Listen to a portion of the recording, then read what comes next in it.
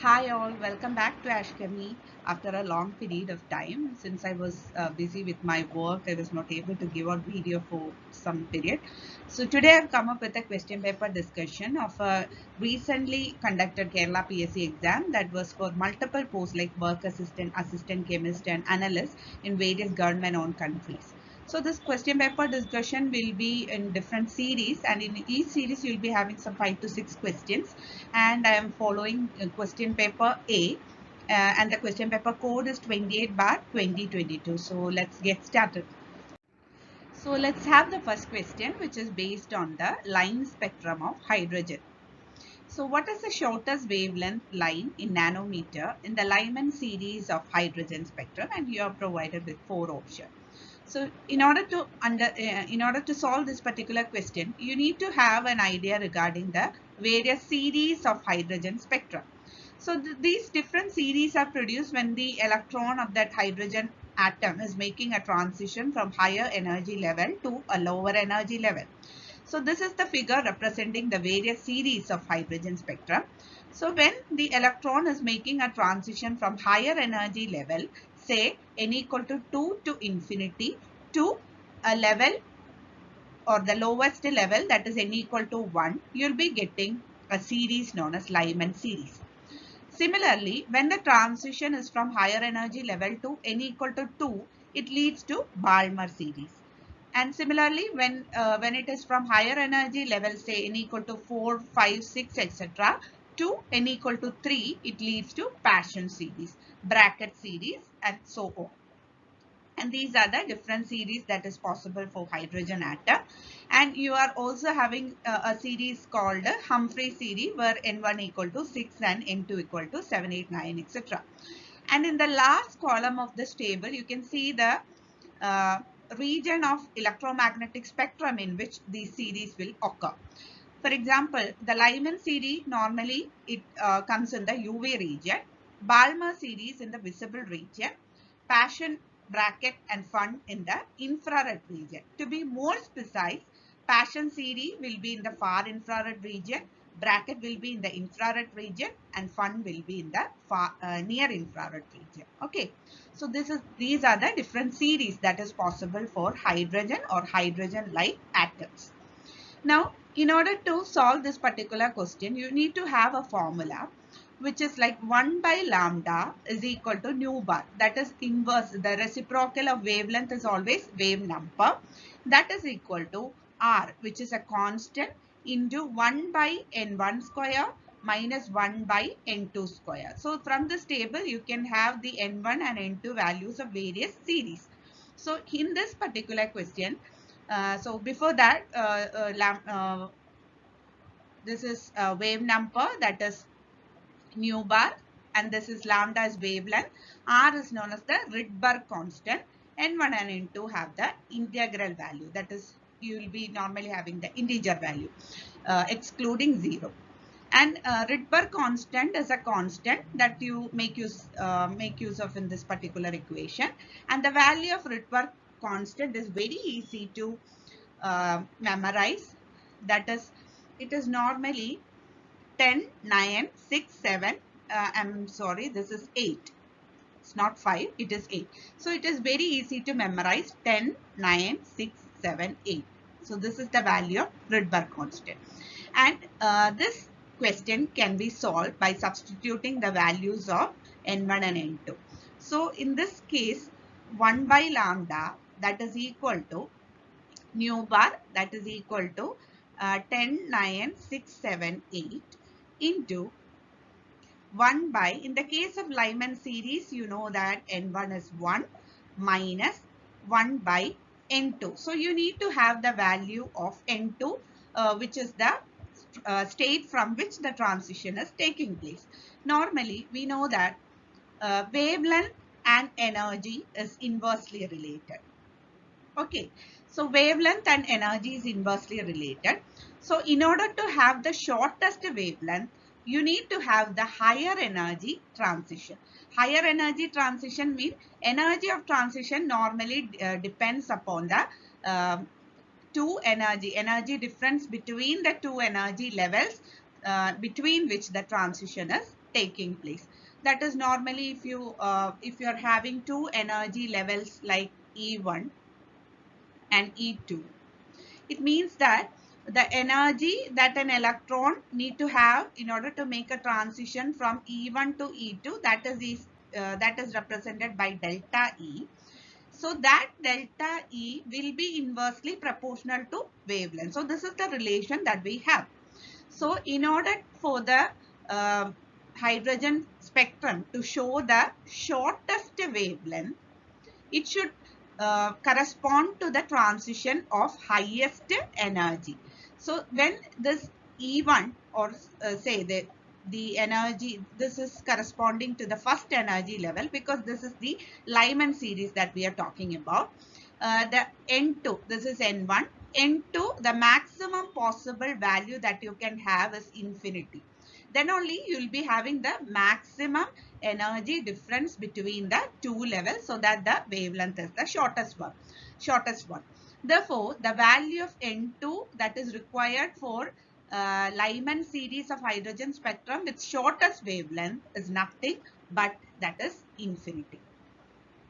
Okay, so you know that any number divided by infinity is 0. That is 1 minus 0. So this will make 10, 9, 6, 7, 8. That is 1 by lambda is equal to 10, 9, 6, 7, 8. And this is in centimeter inverse. And in order to find out lambda, you can just take the reciprocal of the Rydberg constant. And this comes out to be 91.2 into 10 raised to minus 7 centimeter inverse. And we know that 1 nanometer is equal to 10 raised to minus 7 centimeter. Therefore, this is nothing but this is 91.2 nanometer. Okay, so the correct option is A. Okay, now we'll have the second question, which is regarding the calculation of percentage of ionic character in a compound like HCl. And you're provided with the dipole moment value as well as the distance between the atom. So before working out this problem, you need to understand something. That is, when you consider a covalent compound that is normally formed by the sharing of electron, it is assumed that both the atoms will be having an equal share regarding the electron that is involved in the bonding. For example, if you consider say hydrogen molecule which is having an HH bond, this bond corresponds to 2 electrons, and both the electrons, they are shared by both the hydrogen atom, and this is a covalent compound. And in the given question also, you are provided with another covalent compound which is HCl. But the case of HCl is not that similar to hydrogen atom, because in this case you are having one hydrogen atom, another one is chlorine, which is having a slight or very high difference in the electronegativity. Chlorine is more electronegative compared to hydrogen atom. So normally this chlorine will be having the tendency to attract this shared pair of electron towards itself. So this bond will no longer will be equally shared between the two atoms. Or we can say that this will be more polarized towards chlorine atom. So this leads to some ionic character. So when this is chlorine is trying to pull away this electron towards itself, it will be getting slight negative charge, that is delta minus, and this hydrogen will be slightly positive, delta plus. So when there is separation of charge, it leads to ionic character. So this is what is meant by ionic character in covalent compound. And you also have an equation to find out the percentage of ionic character, and the formula goes like this: percentage of ionic character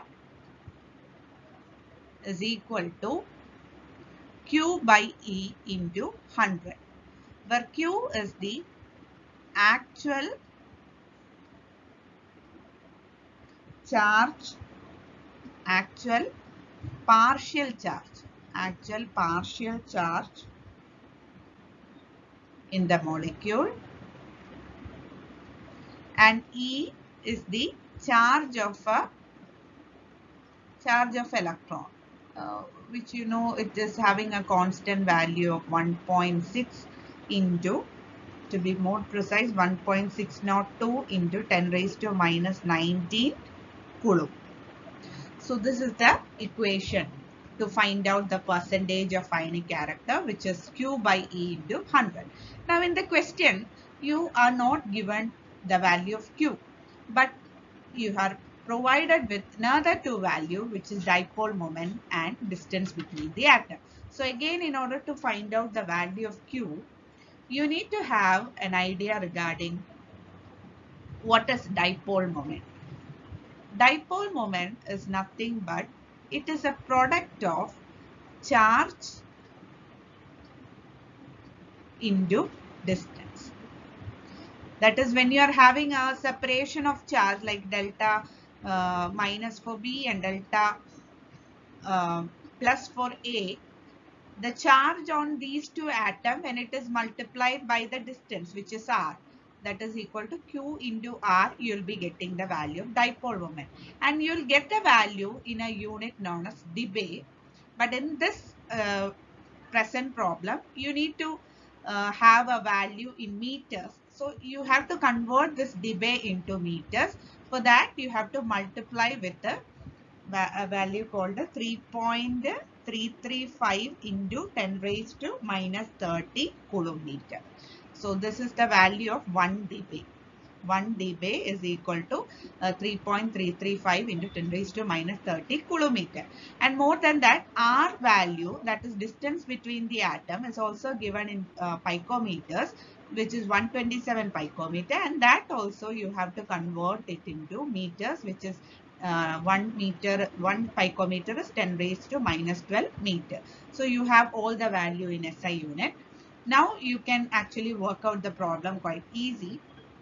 That is, percentage of ionic character in HCl is equal to Q. So you are having the dipole moment value is equal to Q into R. Now Q, what is Q? It is D by R. That is value of dipole moment by R. So here you have to multiply it with 3.335 into 10 raised to minus 30 by 127 into 10 raised to minus 12, and by E is also there. So you have to divide it by 1.6 into 10 raised to minus 19 into 100. So this will give a value of 16.9%. So the correct option is option D. Moving forward, we'll have the third question, which is regarding the calculation of formal charge of sulfur atom in sulfur dioxide. Formal charge is something that you can calculate when you are provided with the Lewis structure of a molecule. For compounds which are having only one Lewis structure, it is fine that you can calculate the formal charge using a formula. But for certain molecule, they will be having more than one Lewis structure. In that case, you can calculate the formal charge corresponding to each Lewis structure. So I find some problem with this question. That is not with the question, with the options, because there are two options that is matching with the question. So in the site, it is given like the answer is option A, but option C can also be right. So we'll see how this happens. Okay, so now let's have the formula to find out the formal charge of a atom in a molecule.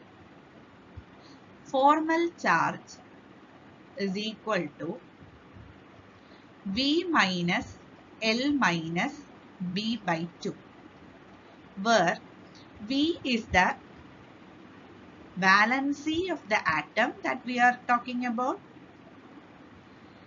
L is the number of non-bonding electrons present in that atom, which can also be the lone pair, and B is the number of bonding electrons. Okay, so this is the formula to find out the formal charge of an atom in a molecule, that is in the Lewis structure of a molecule. And when you consider sulfur dioxide, you can have two different Lewis structures.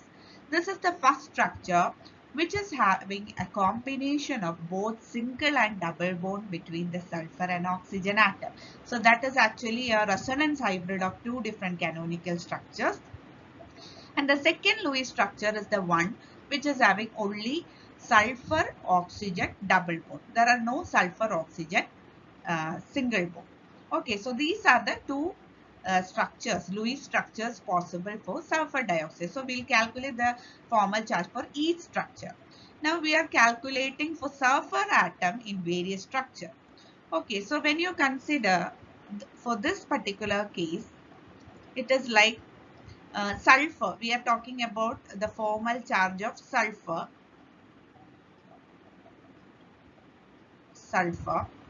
The valency of sulfur is 6 because it is a member of oxygen family, minus number of lone pairs or number of non-bonding electron, which is represented by L.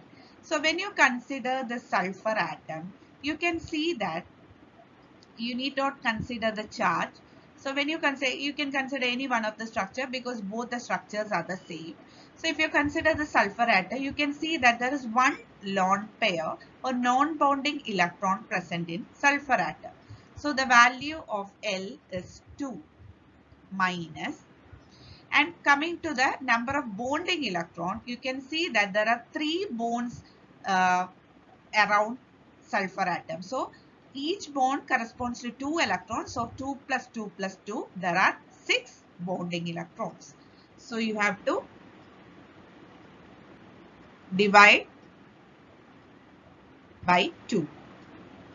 So it will become 6 minus 2 minus 3, which is equal to plus 1. So this is the value of formal charge that you are getting for this particular structure. Now we'll work out the same for the other structure. Formal charge is equal to, valency is again 6 minus, here also you are having a lone pair, 2 minus. Here you can see there are 2 double bonds. So it makes a total of 8 electrons. Therefore it is 8 by 2, which is equal to 6 minus 2 minus 4, which is equal to 6 minus 6, which is 0. So that's what I have told you in the beginning, that in this case you can actually have two different answers, plus 1 or 0. So this question would have been correct if you are given with the structure, Lewis structure, because SO2 is having more than one Lewis structure. So there can be plus 1 can also be the answer, or C can also be the answer. So most often this question will be cancelled, I suppose. So coming to the fourth question, which is about calculating the highest value of percentage of S character for the central atom. So in order to have an idea regarding the percentage of S character in a molecule, you need to have an idea regarding the hybridization of the molecule. For example, if you consider there are different possible hybridization for a molecule. If you consider sp2, sp3 and sp hybridization, the percentage of ionic character in these hybridizations are different. In this case, you are having 1s for 2p atoms, 2p orbitals. Here you are having 1s for 3p, and here you are having 1s for 1p. So if you consider here, there is only, if you consider the S character, it is only 1 by 3. Here it is 1 by 4. And here it is 1 by 2. So normally when you are having a hybridization like SP, it is having 50% S and 50% P character. 50-50% of S and P character is there. So if you have an idea regarding the hybridization, you can know or get an idea regarding the percentage of S character. Okay, for that you have to work out the hybridization of all these molecules, about which I have already made a video and it is available in the channel. you can just go through. You are having a formula or tricky way to find out the hybridization of the central atom in the molecule. So from that you can get an idea. So I'm not discussing that in detail. So we'll directly move on to the calculation of the hybridization in all these molecules. First, we'll have a calculation for XCO3 molecule. For XCO3 molecule, it is like half into the valency of central atom, which is 8, plus number of monovalent atom. Here it is not having any monovalent atom, therefore it is equal to 8 by 2, which is 4. So this is having sp3 hybridization. Now coming to SF6, it is 1 by 2 into valency of sulfur atom is 6, plus there are 6 monovalent atom, that is equal to 12 by 2, which is equal to 6, which is sp3 D2. Now coming to BF2, which is having 1 by 2 into beryllium is the second group element. So 2 plus there are 2 monovalent atom, which is equal to 4 by 2 equal to 2. So this is sp hybridization. And SF4 is equal to half into monovalent sulfur valency 6 plus number of monovalent atom is equal to 10 by 2 is equal to 5, which is equal to sp3d hybridization. So in this case you can see that BEF2 is having the sp hybridization. So this will be having the maximum or the highest value of percentage of S character among all these compounds. The option is C, which is BEF2. Finally, moving on to the last question, which is based on the wave function of an electron. So it's like wave function of an electron in an atom, and in atoms and molecules are called orbit, orbitals, probability, all the above. So in quantum mechanics, when you consider the physical state of an electron, it is normally given or described by a wave function. So wave function of an electron, it is the probability amplitude, and its modulus square gives the probability density of finding the electron in certain position. So when you consider psi, psi is having little significance, but psi square is having a significant importance. That is, psi square will give the probability of finding an electron in certain position, and that positions are normally known as the orbital.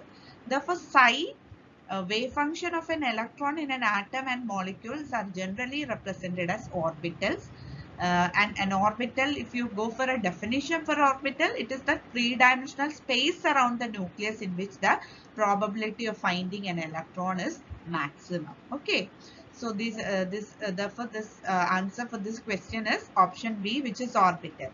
So normally in quantum mechanics, an electron is always represented with the help of a wave function, and that wave function corresponds to the orbital.